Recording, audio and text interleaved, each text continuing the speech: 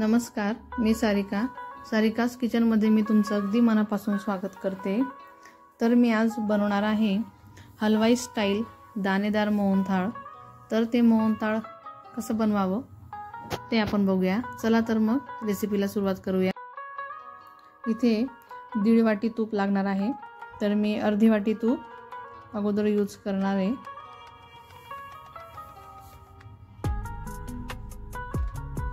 इथे मी अर्धा किलो पीठ घेतलेला आहे। तूप छान कडक गरम झालं की त्यात पीठ टाकून घ्यायचं।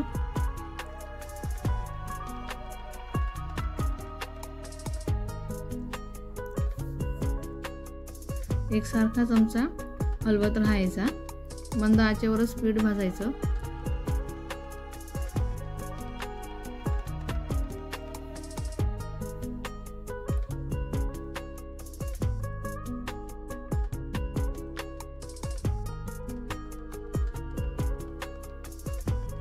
बघू शकता हळूहळू पिठाला तूप सुटतंय।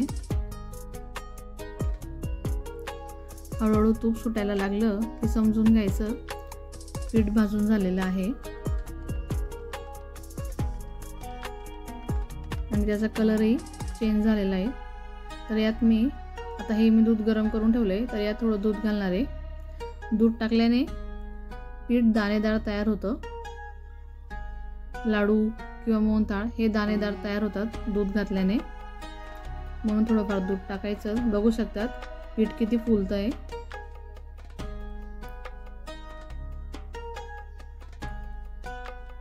आता हे पीठ छान भाजून झालेलं आहे।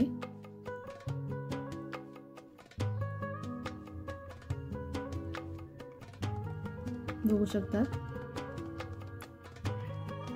पीठ किती फुलतंय ते। आता मी त्याला काढून घेते।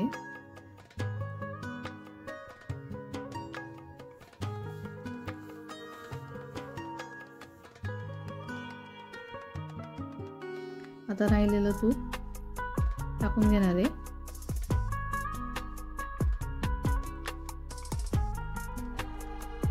आणि राहिलेलं पूर्ण पीठ मी भाजून घेणार आहे।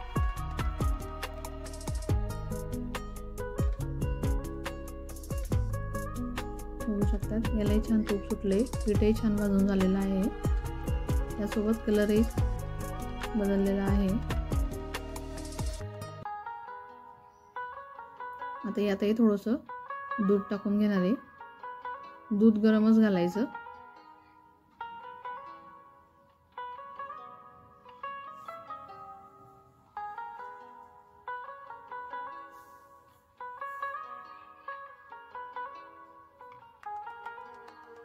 आता ही पीठ छान भाजून झालंय। आता याला मी काढून घेते। इथे मी घेतलेला आहे पावशेर खवा। अर्धा किलोला मी पावशेर खवा घेतलेला आहे। आता मी याला मोकळा करून घेते।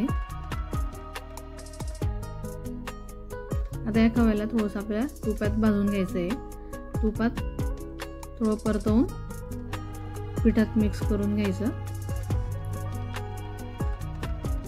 2 ते 3 मिनिटच परतवायचं।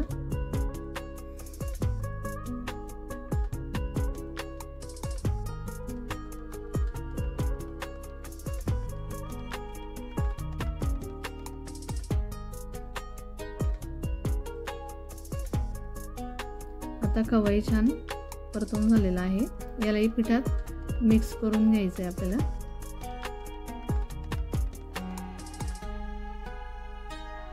हे थोडं कढईला टाकून कढई पण पुसून घेते।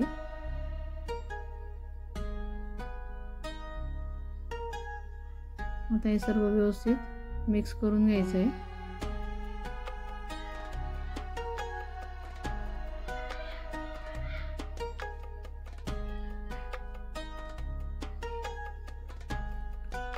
इथे मी बदाम थोडे जाडसर बारीक करून टाकून घेते।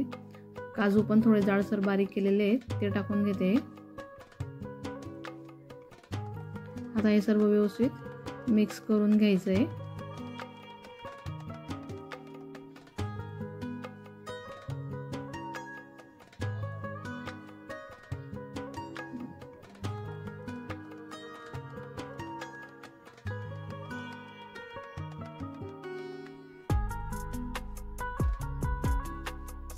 आता मी इथे घेतलेली आहे मेजरमेंटचा जो अर्धा कप आहे त्याने मी 1.5 कप साखर मोजून घेणार आहे।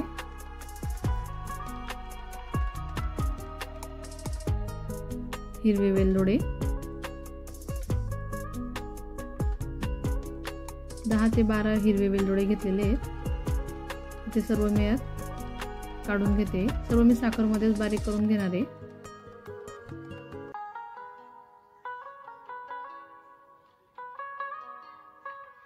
आता हे सर्व काढून झालेले आहेत। इथे घेणार आहे थोडं जायफळ। जायफळाने लाडूची चव छान येते, स्मेल पण छान येतो।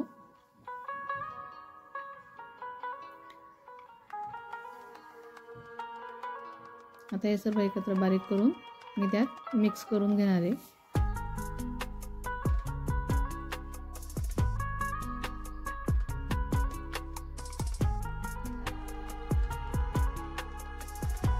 आता हे सर्व बारीक करून झालेले आहे। आता मी याला पिठात सर्व मिक्स करून घेते।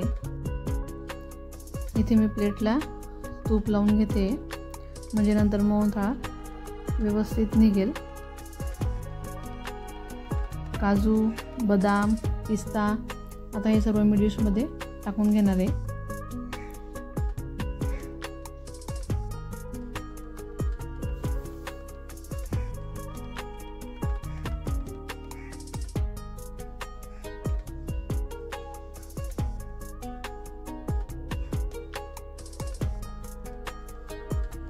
तुम्हाला ही रेसिपी कशी वाटते ते नक्की कमेंट करून सांगा।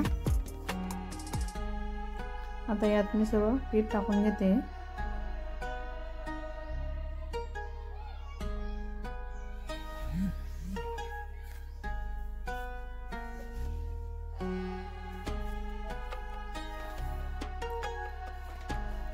या हाताने सर्व व्यवस्थित पसरवून घ्यायचं। अशा पद्धतीने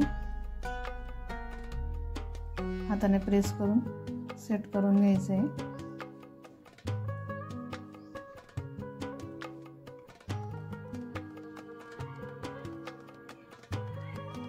हाताने किंवा वाटीने तुम्ही कशानेही करू शकता।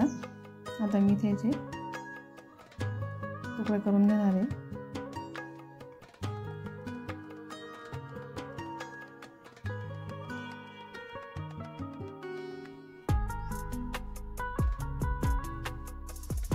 आता याला अर्धा तास सेट व्हायला ठेवून द्यायचं।